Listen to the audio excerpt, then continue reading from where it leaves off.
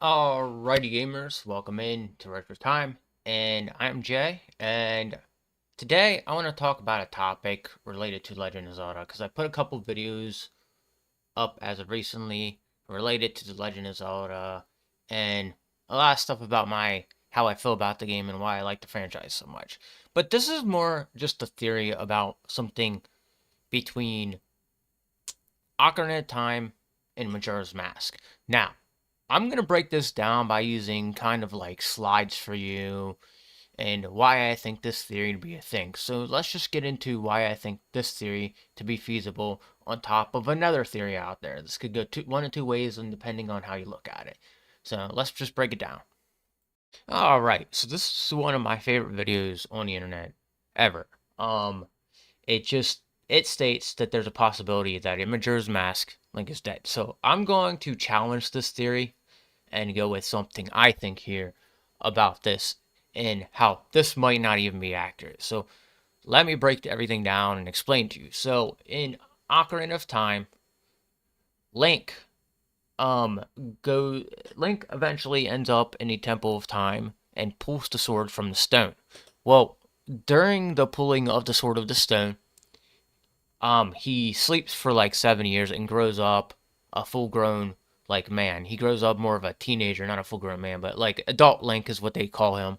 So when you break it down and you look at it as a whole, what could have happened for 7 years is he was stuck in a dream he was having while being asleep. The dream is Majora's Mask, and that's why this whole thing came about, and that's why this whole dream played out the way it was. Because all the tragedies going on in the world here, he kind of had he kind of lived out a different tragedy within a dream. And I do believe that sometimes we see things in our life and we take them and we have dreams about them. It happens to me, it happens to everybody, where we're all talking about a dream we have of something going much, much worse, sometimes having a nightmare, things such as that, that show that are referenced back to our real lives. Now, going even deeper and further into this, you break down, you go into the timeline. So in the Ocarina of Time, the timeline breaks off and comes into here. So it actually goes in three different directions. But this one, to me, this one here is the most connected. And to explain it, okay? So again, when that 7 years takes place, this dream could have taken place here. And he grew up and he goes and fights Ganon, and then he goes back to being a kid after they defeat Ganon, and that's how the whole story goes. But when you break down everything and look at everything as a whole, you can kind of see what I mean. And reality of the truth is Twilight Realm is the darker realm, the dark, grittier realm.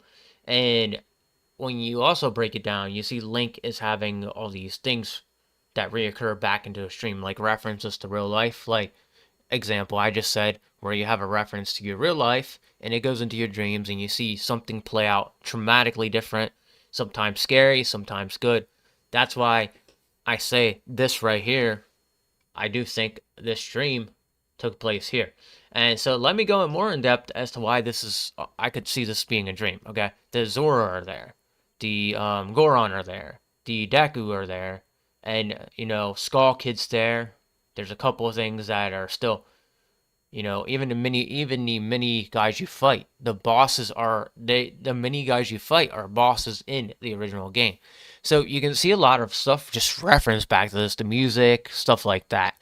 And if you go even further and you do a little bit more research, now it's not specified over here, but I looked this one up too. I looked this thing up. So we come here, and I have this marked for a reason, but this article was from a little while ago, and somebody had asked a question that I'm just talking about right now. So Zelda producer Ija Anuma talks creating Majora's Mask and his personal hobbies. Now, this article was from a long time ago, but if you come down here, the question was actually asked, what I'm stating right here now. There are hints in Majora's Mask that Link's whole experience in Termina could be a dream. One small example, the Indigogos play the Ballad of the Windfish, which was featured in Link's Awakening, was revealed to be a dream at the end. Is Majora's Mask all a dream? The reason that song, the reason that this song from Link's Awakening is used in the game really came down to a decision by the sound team. They were looking for inspiration, something that would fit the theme, and since the previous game was about collecting instruments, it made sense that you would want to use this for a band in case for us really it was just a playful choice that referenced a previous game and nothing more than that. However, I love that people think about that stuff, about stuff like that, about stuff like this, sorry. And I think it shows how they feel about the franchise as a whole, that they're interested in these possibilities. So it didn't really state it here, but there is a reference back to a game that was based upon a dream.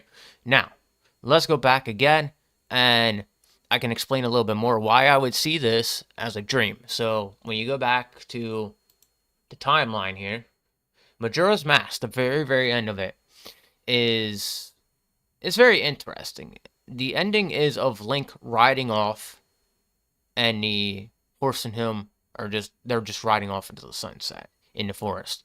No real answer to where he's going or what's going on next. So that could reference his path back to reality of Ocarina of Time. Now, let's go over to the other theater and explain why that one could be plausible too.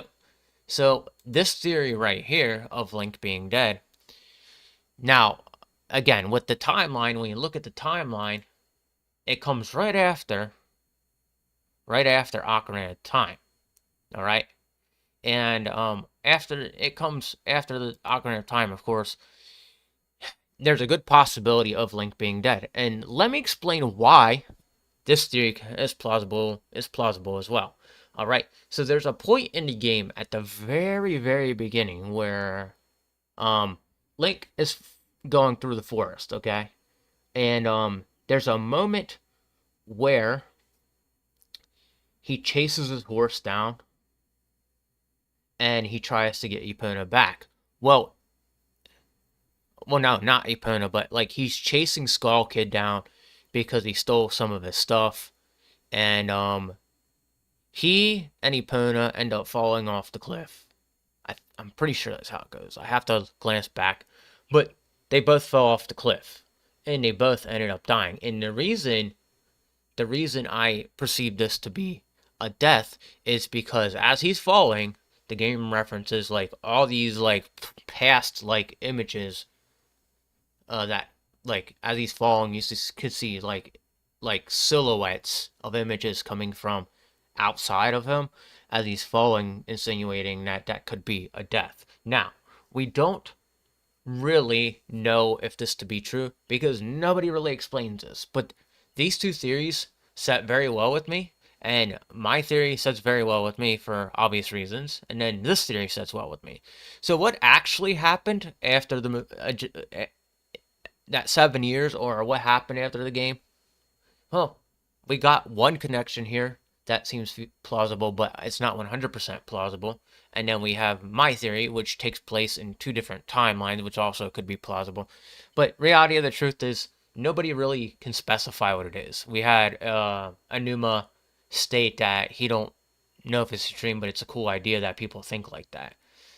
If I was to sit down with him, I'd ask him this question again and see what he thought. I'd have like a deep discussion about like why I think this might be a dream or where this could possibly be on a timeline. Because reality of the truth is, it does seem plausible. And again, the Twilight is this place of like where spirits go, your dreams go, you astral project, just a bunch of stuff that seems very, very familiar. Now, another reason his theory is very well is because he made the theory about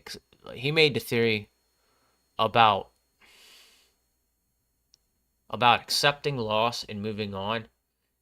So he's explaining it here in the video, which if you have the chance, check it. But I want to go back and see what that word is that he's talking about. All right, so Daba, it's basically explaining how the stages of grief work, and That's what he's getting at with this video, which to me, there's references in there to grief being the next, being what he's going through. So you can kind of see it all play out in the game, but at the same time, that's just a theory, and mine again is just a theory. But I hope you enjoyed this. Let's get back to the big screen. So at the end of the day, what I ultimately think is both theories stand pretty solid. A lot of people think it's a dream. The game theorist thinks differently than I do, which is fine. I'm just challenging his theory because that's what I'm like doing, because I played both games and I can see where each side is coming from. So yeah, I created this theory with just the line of like just playing it and looking at the two as a whole and realizing there might be some physical evidence in there of what it could be or what it actually is, as opposed to, nobody knowing exactly why the games are very, very similar to each other. So this is just my thoughts and my opinions on this, but if you have a different thought or opinion on this, please let me know. I'm willing to listen and, you know, comment it what you feel actually happened, or if you feel that my theory is wrong and what you think actually is. But that's about it for me, guys. If you like this video here, hit like, please subscribe to the channel. I got more content like this coming, and there's going to be a lot of Zelda related content on here. So be prepared for that in the future.